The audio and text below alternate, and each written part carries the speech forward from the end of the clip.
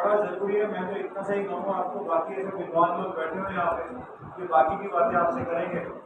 मेरी इतनी सी इच्छा है कि गवर्नमेंट की स्कीम के साथ हम लोग जुड़ें और अपने ई श्रम कार्ड बनाए, PMSYM कार्ड हम लोग बनवा लें। मैं नहीं समझता कि कोई नुकसान है अगर गवर्नमेंट आज फ्री कार्ड हमें दे रही है, कोई जिसमें कोई खर्चा नहीं है, कोई किस्त हमें नहीं देनी। हमारा एक्सीडेंट इंश्योरेंस हो रहा है, हमारा लाइफ इंश्योरेंस अगर हो रहा है हम दे दें। अगर हमारे को 60 साल बाद पेंशन की सुविधा गवर्नमेंट ने कर दी है तो PMSYM कार्ड हम बना लें, क्रेडिट स्कीम में हम लोग फायदा ले लें। ये सारी चीजों को थोड़ा सा सोचिए, टाइम का सही यूटिलाइज करें, अपने अपने घर तक सीमित होकर इंसान न रह जाए। क्योंकि आज इंसान के पास सब कुछ है लेकिन उसको उसका अकेलापन जो है वो खाया जा रहा है। इंसान जितना ज्यादा टेक्नोलॉजी के साथ जुड़ रहा है, इंसान सेक्लूड होता जा रहा है, अलग होता जा रहा है और अकेलापन उसको खाया जा रहा है। उसको ये लग रहा है कि मेरा आज की दुनिया में कौन है, मेरा आज की दुनिया में कौन है। ये दिक्कत हो जाएगी। कृपया करके मेरा इतना सा ही कहना है। बहुत बहुत धन्यवाद। सर का हमारे सेंट्रल गवर्नमेंट के रीजनल डायरेक्टर साहब श्री उनका बहुत बहुत धन्यवाद। उन्होंने आपको छोटी सी छोटी बात बहुत अच्छे से समझाया है कि आप हम अपने जीवन में, हमारी लाइफ में हमें किस तरह चेंज लाना है, परिवर्तन लाना है और अपने जीवन को किस तरह आगे बढ़ाना है। सरकार की जो कल्याणकारी योजनाएं चल रही है उनसे किस तरह हमको जुड़ना है और जहाँ भी कैंप लग रहे हैं, शिविर लग रहे हैं या हमारे कहीं मीटिंग हो रही है तो उसमें हमें पता होना चाहिए, सूचना मिलनी चाहिए, जानकारी मिलनी चाहिए और तुरंत हमें वहां जाके हमारे जो भी डॉक्यूमेंट्स लेके उसका लाभ उठाना चाहिए। मैं सर से रिक्वेस्ट और करना चाहूंगा, जो हमारा भारत सरकार का बोर्ड है, आजादी का अमृत महोत्सव मनाना, हमारे देश को आजाद हुए 75 वर्ष हो चुके हैं और उसके संबंध में हम ये अवेयरनेस प्रोग्राम करें, जागरूकता कार्यक्रम। तो मैं सर से रिक्वेस्ट करूंगा कि थोड़ा कृपया बोर्ड के बारे में बताएं, ये बोर्ड क्या क्या गतिविधि संचालित करता है और हमारा कार्य क्षेत्र कहाँ तक है और हम लोग क्या क्या कौन कौन से प्रोग्राम किस स्तर के करते हैं और इस बोर्ड की स्थापना कब हुई। तो मैं वापस एक बार पुनः ये बोर्ड बना था 1958 में, national board for worker education and development. इसके 50 क्षेत्रीय निदेशालय पूरे भारत में है और इसका उद्देश्य हर प्रकार के श्रमिकों के बीच में उनको संगठित करना, उनको प्रमोट करना कि वो अपने अधिकारों और कर्तव्यों के बारे में जाने और कोई ना कोई इस प्रकार के स्कीम्स के साथ अगर हम गवर्नमेंट की लोगों को लिंक कर पाए तो ऐसा रहेगा कि रोजगार को बढ़ावा किस तरह से दें। आज बच्चों की अगर बात कीजिए, हम सबके बच्चे, चलिए हमारी जीवन तो निकल गया लेकिन हर एक को आज अपने बच्चे की चिंता है कि मेरा बच्चा आज मैं पढ़ा रही हूँ, अच्छी से अच्छी एजुकेशन दिलवा रही हूँ, कल को ये क्या करे। लेकिन आज एक चैलेंज ये भी आ रहा है। मैं आज मुझे करीब अब 6 साल हो गए राजस्थान में, दिल्ली से मैं आया था करीब। आज भी बहुत बड़ा चेंज आ गया है कि जो डिग्री आज बच्चा ले रहा है वो 3 साल के अंदर पुरानी हो जाती है, क्योंकि जमाना इतनी तेजी से बदल रहा है। इसको बोलते हैं आर्टिफिशियल इंटेलिजेंस। आज मशीनें ह्यूमंस की जगह ले रही। फेसबुक कौन कौन देखता है आप में से? सबके हाथ खड़े हो जाएंगे। अच्छा, रील्स कौन कौन देखता है? सबके हाथ खड़े हो जाएंगे। अगर आज आपने कोई रील लाइक कर दी, मान लीजिए लता मंगेशकर का गाना लाइक कर दिया, नेक्स्ट टाइम आप रील देखेंगे तो आपको ऑटोमेटिकली लता मंगेशकर के गाने प्रायोरिटी पर परोसता रहेगा।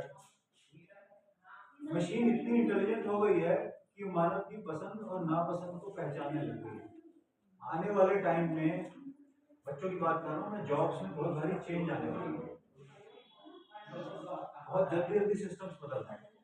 आज मैं कहीं जा रहा हूँ और ऐसे लोग बैठते हैं, मैं पूछता हूँ बेटा आप क्या कर रहे हो? कहते मैं BA कर रही हूँ। बेटा आप क्या कर रहे हो? अंकल मैं भी BA कर रही हूँ। आप क्या कर रहे हो? मैं भी BA कर रही हूँ। फिर मैं पूछता हूँ बेटा आप BA क्यों कर रहे हो? नहीं वो ऐसा है, मेरी सहेली ने एडमिशन लिया तो मैंने भी सोचा BA कर लिया। आप क्यों BA कर रहे हो? नहीं क्या था, मम्मी डैडी ने कहा कि BA तो करना ही चाहिए तो इसलिए मैं BA कर रही हूँ।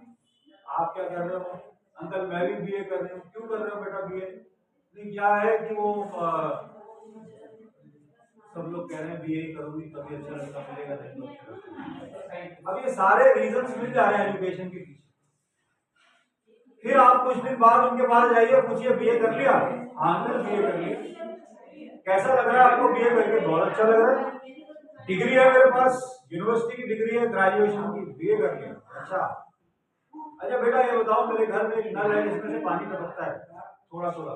आपने तो बीए किया हुआ है, ये कुछ बंद कर दोगे नल टपकना? नहीं अंकल ये तो मुझे आता नहीं है।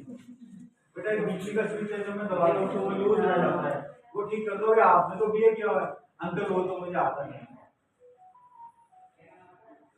तो ये पढ़ाई आज के समय एक बेकार सी जरूरी चीज बन गई है। ये जो मेन स्ट्रीम एजुकेशन है, बच्चों को इसलिए स्किल के कोर्सेज कराने बहुत जरूरी। ठीक है, मैं किसी को डिमोटिवेट नहीं कर रहा कि आप ग्रेजुएशन पोस्ट ग्रेजुएशन मत कीजिए, लेकिन स्किल के कोर्स जितने हैं वो कोई नहीं करा रहा है।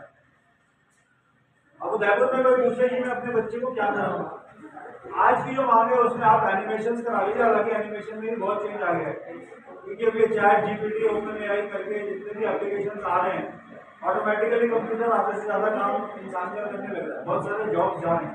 तो फ्यूचर जॉब्स के लिए बच्चों को तैयार करना, फ्यूचर बिजनेसेस के लिए बच्चों को तैयार करना।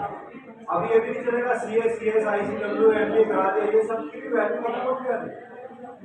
अब नए क्षेत्र आ रहे हैं, बायोटेक्नोलॉजी, नैनो टेक्नोलॉजी। उदयपुर में अगर कोई है तो हॉस्पिटैलिटी, होटल मैनेजमेंट, लैंग्वेजेस सीखनी, ड्रोन पायलट का कोर्स कर लेना। आज 2 लड़कियां मुझे मिली अभी 3 दिन पहले,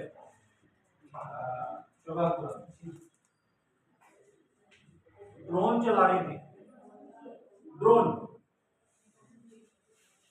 मुझे बड़ी खुशी हुई, क्योंकि उदयपुर में आजकल कोई शादी हो, कोई बर्थडे हो, कुछ हो, हर कोई ज्यादा ड्रोन से शूटिंग हो। वो पुराने फोटो खींचने वाले गायब हो गए, सब जो कैमरे लेके शूटिंग करते चाहते हो। अब तो सारे काम ड्रोन से हो रहे हैं। और उदयपुर में 4 या 6 लोग हैं जो सिर्फ पूरे ड्रोन चलाना जानते हैं। आज उसके पास टाइम नहीं है। आप बोलेंगे ना भैया जरा मेरा नॉलेज कर देना, सब जाओ मत टाइम नहीं है। ड्रोन पायलट के कोर्सेज कर रहे हैं। अभी रुकिए 2 मिनट।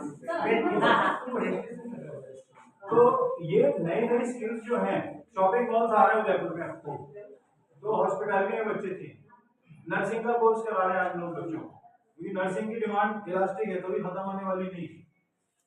चिकित्सा क्षेत्र में बहुत सारी संभावना है। तो ये जो नए सेक्टर्स हैं, ठीक है आप डिग्री कराते रहिए बच्चों को, कोई दिक्कत नहीं है, लेकिन ये जो नए कोर्स हैं इसके बारे में बच्चे सीख लें, क्योंकि स्कूल में ऐसी सुविधा नहीं है। इसलिए हमारे बच्चे आज जापान या अमेरिका की तरह ट्रेंड बच्चे नहीं मिल रहे।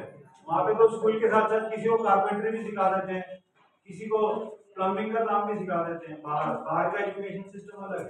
लेकिन आज अगर मैं अपने बच्चे को कहूँ स्कूल में, स्कूल वाला अगर कहे हम इनको कीट ठोकना सिखाएंगे, बढ़ई का काम सिखा रहा हूँ, कहेंगे अरे पागल तो बड़े बनाना बच्चे को, ये सब काम मेरा बच्चा नहीं सीखेगा, आपको पढ़ाई में ध्यान नहीं।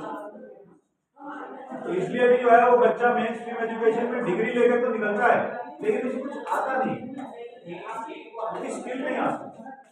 तो इस स्किल के ऑप्शंस खुले हैं। मैं चाहता हूँ कि ये ऑप्शंस हम बच्चों को भी सिखाएं, क्योंकि बच्चों के फ्यूचर्स टेक्नोलॉजी की वजह से बहुत ज्यादा तेजी से चेंज होने वाले हैं। डिग्रीज की जो शेल्फ लाइफ है, जो उम्र है, वो कम होती जा रही है, डिग्रियां पुरानी पड़ती जा रही हैं, बहुत सारी नई नई चीजें आ रही हैं। कृपया करके आज अपने समाज में इन बातों को भी मेरी आपसे गुजारिश है कि इनको तवज्जो देंगे, इनको इम्पोर्टेंस देंगे, इनको वैल्यू करेंगे, जिससे हम अपने जीवन में और हमारे परिवार और समाज के जीवन की गुणवत्ता में बढ़ोतरी करें। तो ये मैं आपको कह रहा हूँ ऑल द बेस्ट, और आगे कार्यक्रम को सौरभ जी और सारे लोग जारी रखें।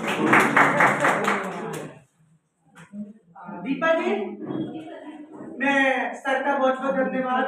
उन्होंने अपनी कुछ समय निकाल कर हमारे इस कार्यक्रम को समय दिया। हमारे आदरणीय रीजनल डायरेक्टर साहब, अब मैं उनसे निवेदन करना कि केंद्र सरकार, राज्य सरकार की हाईकोर्ट की बुकलेट है, हम इससे ग्रुप फोटो ले लेते हैं।